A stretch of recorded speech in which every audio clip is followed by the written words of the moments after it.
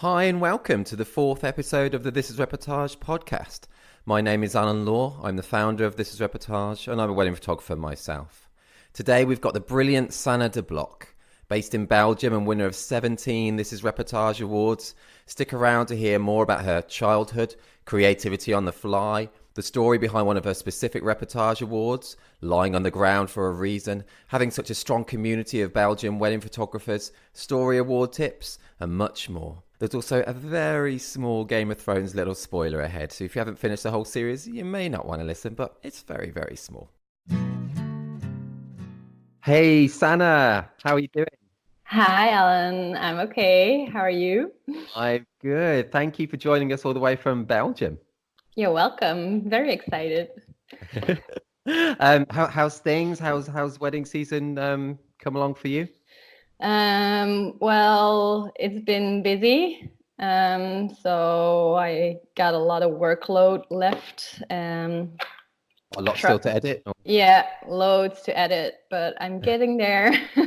Fine. Oh, almost finished. And I got one more wedding planned in December. So Okay, so quite heading towards a quiet bit now.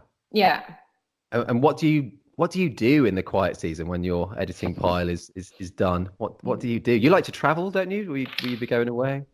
Well, not this year, probably. Well, I will go visit a friend in San Francisco in December. Oh, nice. Have you been there before? No, I haven't. So it should be lots of fun. Looking forward to it. And then normally I was thinking of going to Sri Lanka, but I bought an apartment this summer.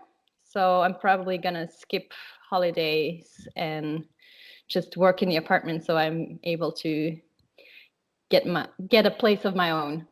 Oh, okay, cool. Yeah, on houses, apartments, they take up so much money and time as well. Yes, exactly. So should invest in that. Cool. So I would like you, a bit randomly again, but to take us back to your childhood. Did you always want to be a photographer? Well, no, I wanted I wanted to be everything. I think do you have these like friends books that you have to fill in? Like when I was a child in Belgium, we had these little books that you would give to your friends, and then there were these questions for your friends to fill in so you get to know them better. And then what I wish for you, or my dad does this as a job and my mom does this and I want to be this when I grow up. And I think in every single book my friends gave me, I wrote something completely different. Okay. So probably a baker and an architect and A baker, that's a bit random. yeah, I know, but then I realized you have to wake up for that really early. So That is true, yeah. So I thought, maybe not. And then I wanted to be a journalist, and then everything but photography came to mind.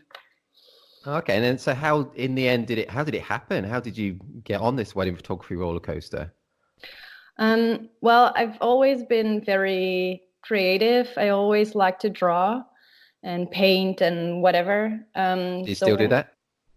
Not anymore. No, I should. I really want to, but I'll explain later why I'm not doing that as much anymore. Okay, sorry. Cool. Because it's a little part of the story. So when I was 18, I got more and more into photography, and I did a research at school on Cindy Sherman.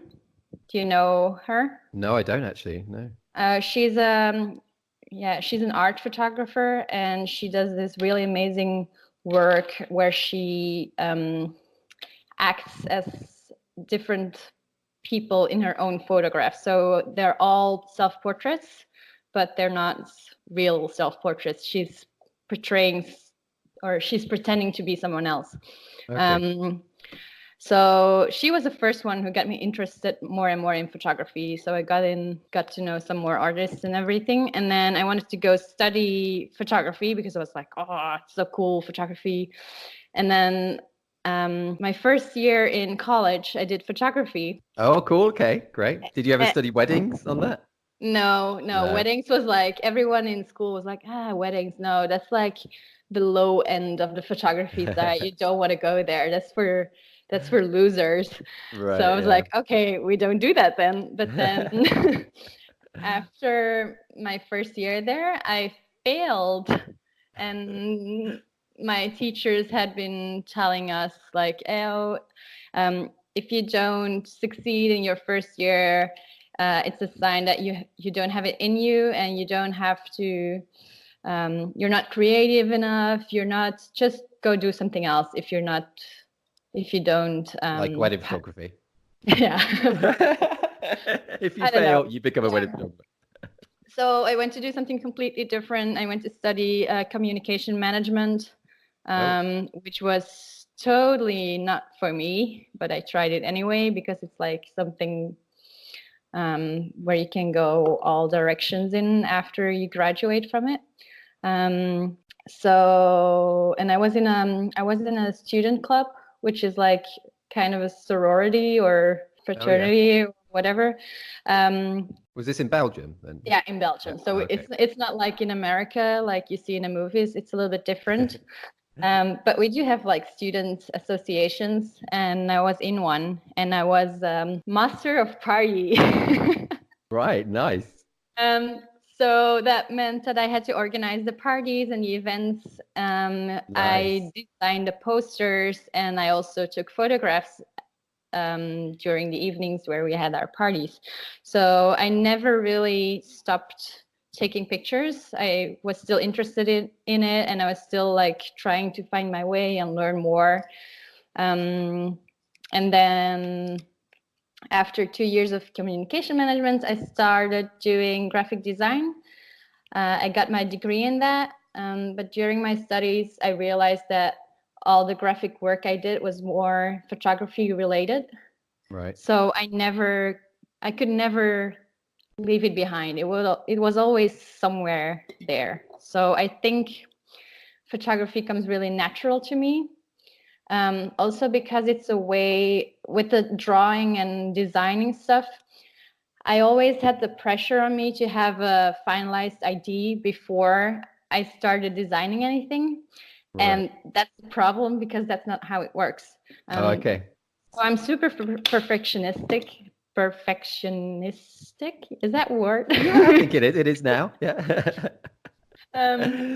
So for me, photography is a way of creating things without having the pressure of having a full idea in my head before I start photographing it. It's Okay. just, Because you're yeah. kind of creating on the fly every second of Yeah. documentary wedding photography. You are kind of creating on the fly, and you love that side of it, then I guess.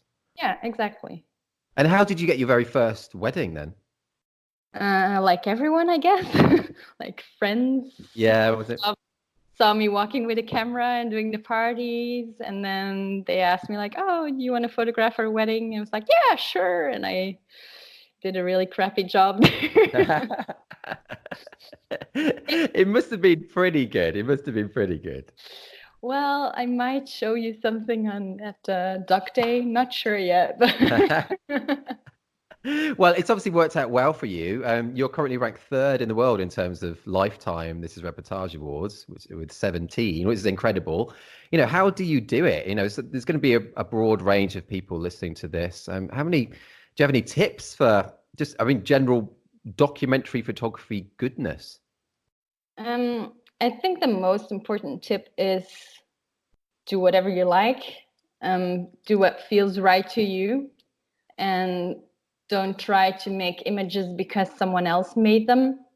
Right. And I'm sure I do that as well. I'm sure there's situations where I'm like, oh, I saw this picture from someone famous, I don't know who, but two men or something. Always two men, yeah. Like, oh yeah, I want to try this, and I get all excited, and then I get a picture that's kind of like theirs, and it's like, it's just not that, because it's not my picture, it's not my idea, it's an idea that I got from someone else. Right, yeah. But I do encourage people to try and like replicate other people's pictures because that's a way of learning how everything works. Oh, okay, that's interesting. Um, Yeah. I've when I started my photography business, I worked as a second shooter for a whole year. Right. So I got a lot of inspiration from Dries, which is the guy I went with. He's Okay. also a Belgian photographer, and he's like one of the best here. And right now I'm 3 years in business, so I kind of found my own style a little bit more. But I'm 100% sure that if you ask me to show me my pictures right after I went with him for a whole year, my pictures resembled a lot of his work, Sure. which is normal because you learn from others, and that's good because it pushes you further than you were. Sure. But then how did you go on to forge your own style, do you think? No idea. I don't think I found my own style completely yet, even though sometimes my friends or colleagues, they tell me like, oh, this is such a Sana picture. And I'm like, oh yeah? That's cool though, Why? isn't it? I think Why? I think that's a big deal when someone can see a wedding image and know that it's yours. Yeah, it is. What do Um, you think it is about you and your work that people can recognize, do you think? hmm. Or that's a big question, isn't it? Maybe you should tell me. Well, I just think your work is so kind of clean and sharp and kind of impactful. It's but also, I mean, you're great with layering as well, and just seeing parts of an image that a lot of people wouldn't see, like that shot of there's one of your Reportage Awards where kind of it's shot from low down and people there's it's like women that look like on a boat or something, and it's there and yeah, and it's like the winds and just a lot of people wouldn't even see that, I think. So I don't know, you kind of see things that a lot of people don't normally.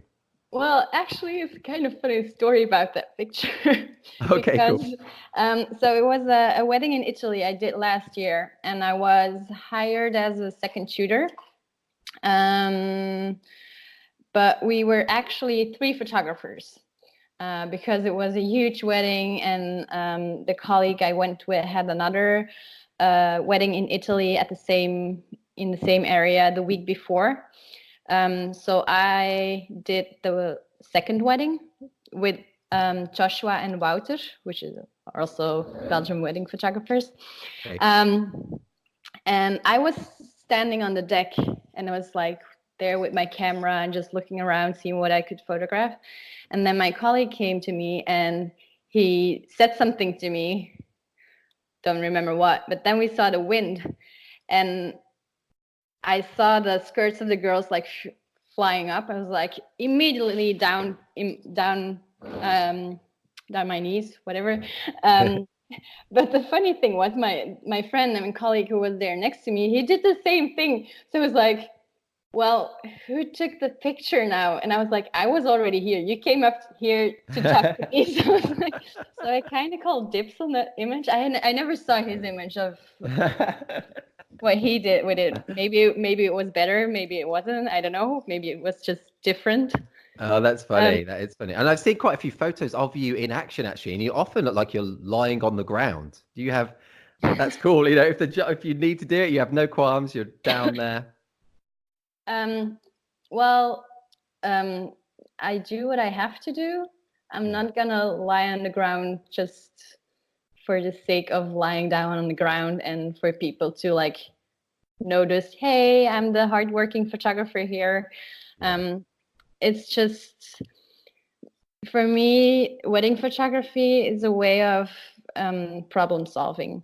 I'm not just photographing a wedding. I'm constantly looking for what's happening, what emotions are here, what kind of moments are here, how can I bring them together, how can I make one piece of it. And when I go down, it's on the ground, it's most of the time to clean the space behind my subject Right. to Okay. get a clean background. Right. Okay. And that's Uh, a really good tip as well, isn't it? Because I think a lot of people don't think about the backgrounds. yeah. It's really important. Cool. Okay, I'm going to go on a slightly different tack now. What is Mhm. your favorite ever TV series? Wow. I really love Game of Thrones. Oh yeah. Did you like the ending though? A lot of people didn't like the ending. I did like it. I only just saw it a couple of weeks ago, and I did like it. And I don't know why people don't like it. I'm with you there. I really liked it as well. I thought there were so many like loose ends to tie up, and they did it really well, I thought. Yeah, and it's like totally in a Game of Thrones style way, like killing your favorite characters and in a way you didn't expect. Um, Yeah. Sorry, spoiler alert, maybe for people. Oh yes, that's true. Yeah, I'll have to put that at the beginning. we That would we be did we didn't say which favorite character dies, so that's okay, right? yes, that's true. Yes, it might just be a dog or something. Oh, actually, which leads me on. I think I know the answer, but which do you prefer, cats or dogs? Cats. Yes, and you've got a one-eyed cat, haven't you? Did you say? Yeah, yeah, I do. Oh, His name is Gusar, which is Serbian for pirate. oh, nice. Um, Oh, cool, because of the one eye. Yes. Okay. yeah, I never gave him the name. He already got it. He's the cat of my ex's sister. Oh, So, right. Okay. but he's still with us, and he's the sweetest cat ever. He comes to cuddle me at night, and yeah, Oh, that's nice. can't say no to that. What happened with the eye? It was just when he was young. He was neglected, and they found him somewhere, and he was sick, and he got an infection all over his face and his eyes and his nose. So to make him better, they had to remove one. Oh, that's a shame. It's sad, but he doesn't miss it. Sometimes, only sometimes when you see him hunting and he misses his target completely just because he doesn't have the same side as a two-eyed cat has. Oh, oh, okay. Kind of funny. You mentioned earlier how you're speaking at Doc Day in Dublin next year, which people who maybe don't know what it is. It's a unique conference that's all about the documentary side. This is Reportage are partnering with it as well. So yeah, how are you feeling about talking at that? You excited, nervous? For now, I'm excited. I guess when I'm gonna be there, I'm gonna be super nervous. I've never spoken in front of so many people. You'll be great. So you will be too, Alan. Oh no, I'll be awful, but you will be great. Do you get nervous in general for weddings, for instance? Do you get nerves or not really feel it? Not anymore, or at least not as much as in the beginning. This year I had one wedding and they booked me for 12 hours. So in Belgium, weddings usually take up to 16 hours of photography. So you start in Really? the Wow. morning at 8 o'clock and then you keep going until midnight. Wow. So yeah, it's the way we do it here apparently. um, but then I got a wedding booked for like 12 hours and I was like, oh wow, only 12 hours, which is still more than a normal work day. But I was sitting at home and I was totally ready. I had my hair done. I even had my makeup done, and I normally never have time to do that. So I was like sitting there at home. I was like, okay, I'm just gonna go, because I was like getting nervous at home and I knew I was missing moments that were already happening there because I knew the girls were getting ready together.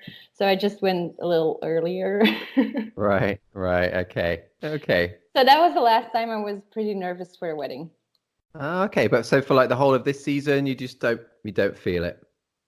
Not It's really, a no. good way to be. No, that's great. Honestly, that is really good. I mean, I still get a bit nervous in the morning, but as soon as I start shooting, it goes, and yeah, it's all good. So let's just go off on a different tangent again. In terms of marketing and getting yourself out there, what's been the most effective thing for you? Do you like the business side of our industry?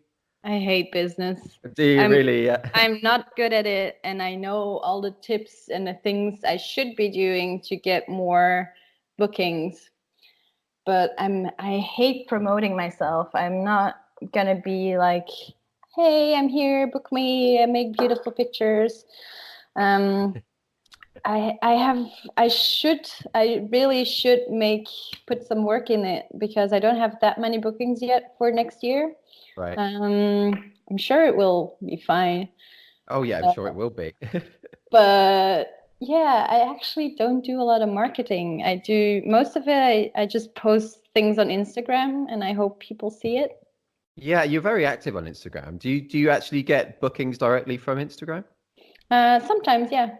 Oh, that's good, and that works out. So the other weddings that you do get, are they from like referrals from past couples and things, or how have you got the business that you've already received? It's a mix of everything. So I do get referrals from other couples' weddings I did. I also got some bookings from my wed, which was Oh, weird. okay, yeah. Um, and then sometimes they just find me on Google. And also in Belgium, we have a really um, strong community. Oh, of other wedding photographers. Yeah, yeah. So we get a really strong and good community in the with the Belgian wedding photographers. So that means that whenever someone else is already booked, they will ask the other ones like, "Oh, who is still free on that day? Can I recommend you to this couple?" That's Um, cool. and that's probably how I get like 50% of my bookings. Um, and it's like it's great because it works in two ways. If I have a booking, if I have a date already booked, I just send it to some of my colleagues, and it's good because you're still helping the clients, and they, even though you're not helping the client directly, um, you're still providing them with great pictures in Yeah, a you way. are in a way. You are definitely, as long as they go and do a good job, but I'm sure they do, the people that you Of refer. course, yeah. So yeah, and for me that's the most important thing because I know couples come to me because they've seen something they like. So I want to do my best so that they find another photographer that works kind of the same as I do. Yeah. And you have so many to choose from over there. Belgium, you seem to have so many good wedding photographers. What is it about you guys? I mean, is there something in the water? What is it? Honestly. I really think part of it is the community. I think if you work together and um it's not a battle. We lift each other higher, and by talking to each other and doing things together and asking opinions as well. Like sometimes I share an office with Joshua Dont. Oh, cool. She's on holiday now, but so normally we sit here side by side, and then sometimes I'm like, what should I do with this picture? Should I include it in the reportage or not? And then we help each other out this way, and That's great. it's really sometimes you have to kill your darlings, and it's you know that your friends, for me they're not colleagues, they're my friends, because I know I can count on them no matter what. um, That is so cool. That's so great to have a community like that, and you're all so close and so sharing. It's brilliant. yeah. So our story awards in particular, you've had great success. You've won 6 story awards, which is absolutely loads. Do you have any tips or advice about what makes, an award-winning story, a great wedding story? Hmm. I Just think to put you on the spot there. I think you j- like I said before, kill your darlings. So sometimes you can have amazing pictures in your series and you want to include them, but sometimes they just don't fit whatever you want to tell. So they don't, it has to be a full story. It needs to be um, a couple of photos. Sometimes you don't even need to cover the whole day. Sometimes if you don't have strong images from the getting ready part, just leave them out. It doesn't have to be that. Just Yeah. choose. There are so many different stories in one wedding that maybe you could even like send in 3 different stories from one wedding. Yeah, that's And so true. that's the thing. You have to like choose what story you want to tell. Cool. And you were actually a judge for us as well. So I Yeah. guess you've got experience of being behind the scenes that way. And you would have seen hundreds of stories then. What were the ones that really kind of stuck out to you? What were the ones that what did you do you think the photographer did that made you kind of vote for them and want you to award it? It's over a year ago that I judged. It So was, wasn't it, actually? What are these? yeah, Yeah. I remember one story that was in it, and in the end, I didn't vote for it. And I think it's interesting why I didn't vote for it. Okay. I don't even think it got an award, because the pictures were really good. It looked like a fun wedding. It looked like there was a lot happening there. And I was like intrigued because it had like a pool and tubes and whatever, and bright colors, and everything popped. And then I went through all of the pictures I selected again, and then I got to that wedding again. I was like, it looks like a cool wedding, but do the pictures represent it? Are the pictures cool because the wedding was cool, or are the pictures cool because they use different angles or they use a different perspective? Right. And that's when I had to say, like, no, this was just a cool wedding, and the photographer obviously did a good job, but for me, it was just not that extra in there. There were good pictures, but there were no layers, in my pictures, I try to tell one story in one picture, or different stories in one picture. Yeah.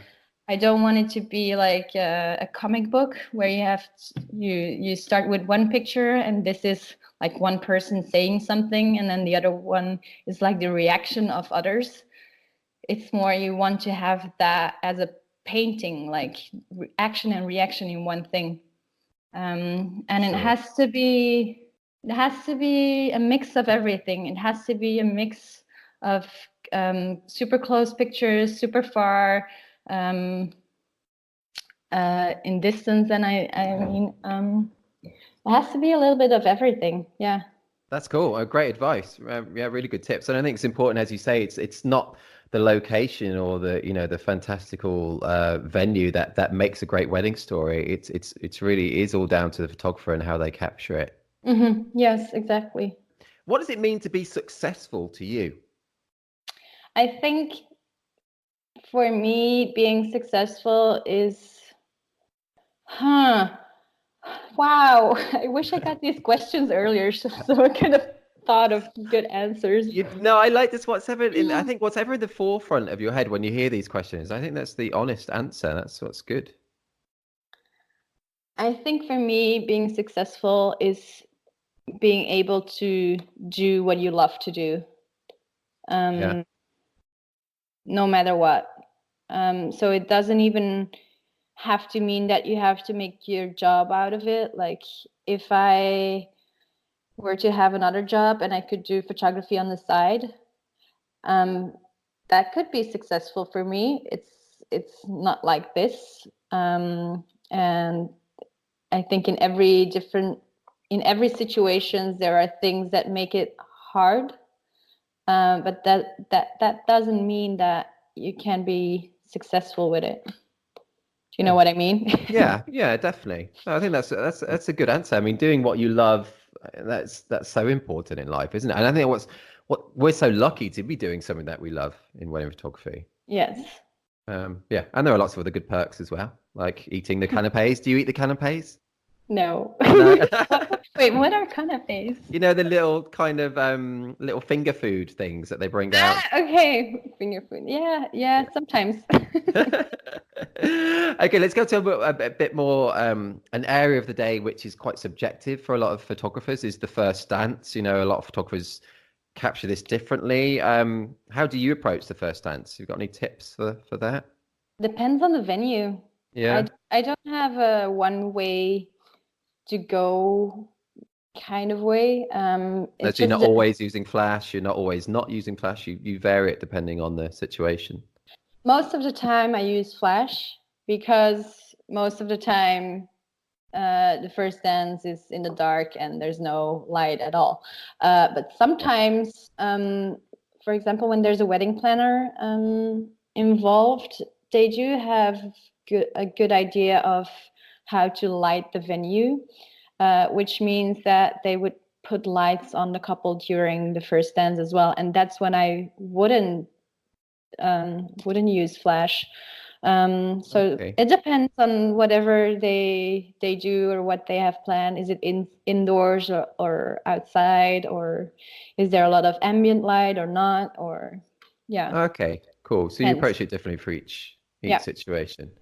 What do you find the most challenging aspect of our job to be? The most challenging thing is, there's different answers to that. I think one of them is